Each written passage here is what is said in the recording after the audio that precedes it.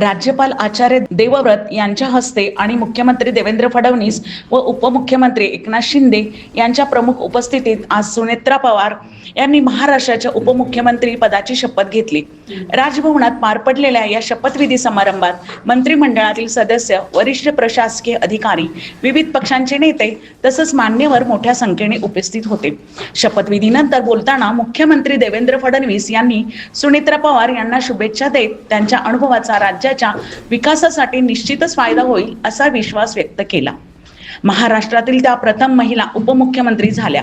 उपमुख्यमंत्री झाल्यावर उपमुख्यमंत्री श्रीमती सुनेत्रा पवार यांनी राज्यातील सर्वसामान्य जनतेसाठी प्रामाणिक प्रयत्न काम करण्याची ग्वाही दिली।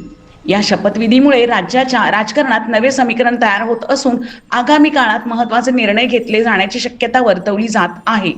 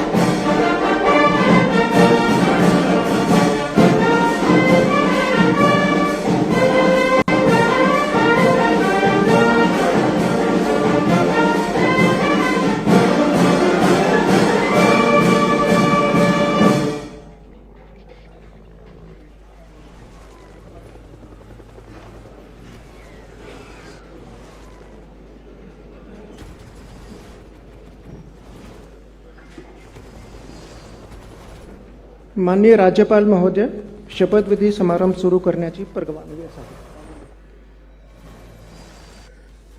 माननीय राज्यपाल महोदय, उपमुख्यमंत्री पदाची तसेच गुप्ततेची शपथ घेण्यासाठी पदनिर्देशित उपमुख्यमंत्री महोदया उपस्थित आहेत। त्यांना आपणासमोर शपथ घेण्याची परवानगी असावी। श्रीमती सुनेत्रा अजित पवार।